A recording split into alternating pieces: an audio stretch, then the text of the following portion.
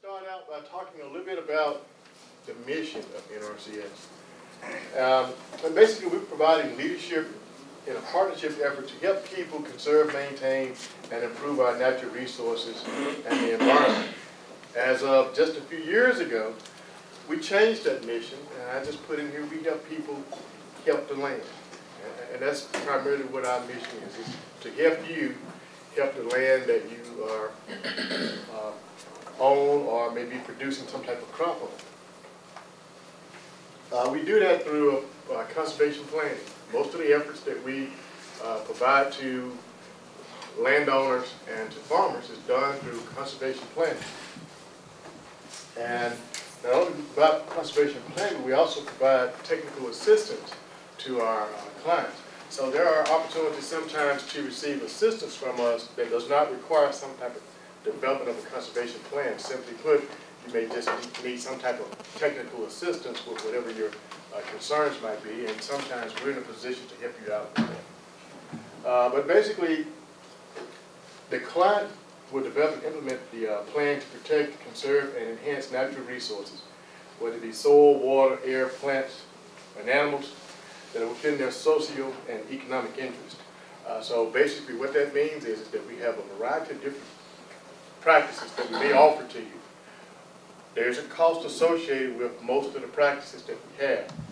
And because your social or economic conditions may not necessarily allow you to implement some of the more costly practices in some cases, we may offer a number of different practices that may help to address the same resource concern that may actually fall into whatever your economic capabilities might be, or financial capabilities. So we try to offer more than just one option for addressing a particular problem.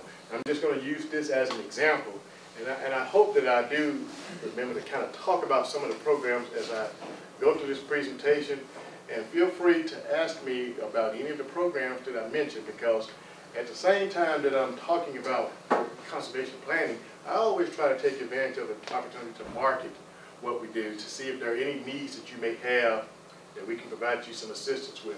So this example I'm going to use will be for nutrient management.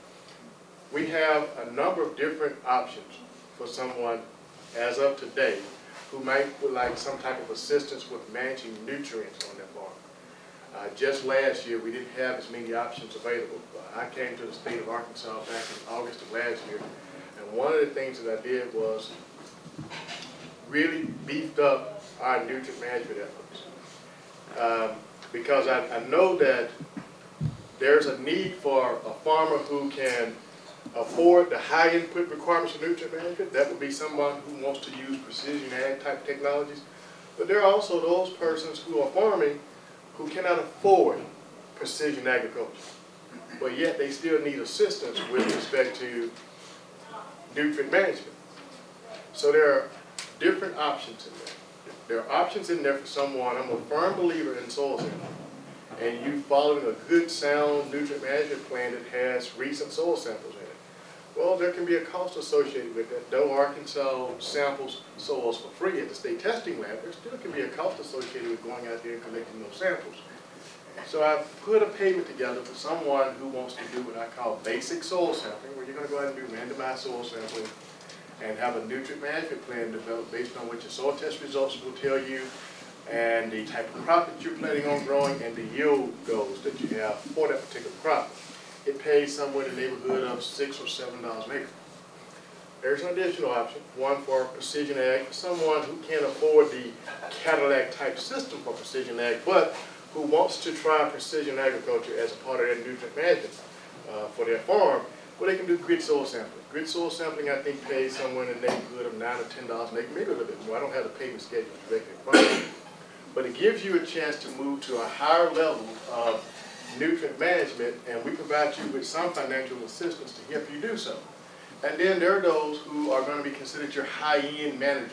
And those farmers are the ones who are able to afford the more expensive technologies for precision ag as it relates to nutrient management. And there's a payment in there that I believe pays $26 an acre. It's got some pretty nice requirements now. As I put the payments together, understand, I make sure as best I can it's not a giveaway program. So as I put the payment together with the higher payment option, I put more restrictions in place because I want to make sure you're carrying out those practices at that higher level. But that's just an example of how we try to make options that hopefully will fall into someone's economic situation. You all have the same goal. In this case, you want some type of help with nutrient management, but if we only have one or two options, perhaps it's not the one for you. Perhaps it may be too high of a bar for you. So we put several options in there, or perhaps it's something that you're already doing, and so you're not eligible for that particular practice, so you need a higher level of management. With the conservation planning, not only does this help you, the farmer, but the planning process also helps us, the planner, and we're trying to accomplish a number of things. Of course, one of our biggest driving factors is we're trying to protect natural resources, and we use the incentives that we offer you as an example of nutrient management, helping to pay you to manage those nutrients as a way of assuring that those resources are being protected as best we can. We want to conserve and also enhance natural resources. So in some cases, we're not necessarily just trying to benefit your production system itself, but there are also times where we're putting in practices that will enhance, as an example, wildlife. So we have to look at a number of different things when we're putting a plan together. And so by us working with you and you working with us and us getting input from you, it helps us to develop that plan that hopefully creates a better balance between what man does on the land and what Mother Nature requires. We design alternatives that may meet local resource quality criteria and identified resource issues. So in a perfect world, we look at what's a local resource concern for your county. And the plans have to contain the natural resource information and a record of the decisions that are made by the manager or the landowner.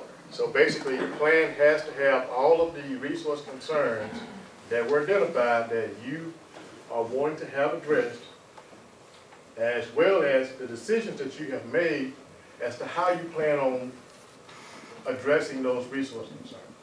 That's going to be put into your plan.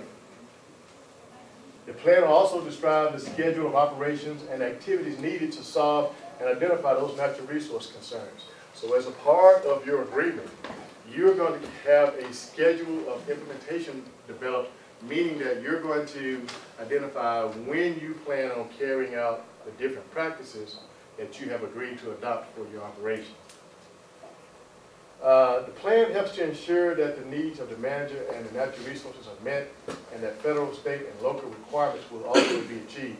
So basically, with that plan, all of the requirements that are necessary for each individual practice to be implemented should be in that plan. And that plan has to be based on whatever federal guidance we have to follow, as well as any state guidance that may be developed for that particular practice. And in some cases, there are local requirements. One that might come to mind would be when we're dealing with some of the water quality issues that are related to the disposal of animal waste.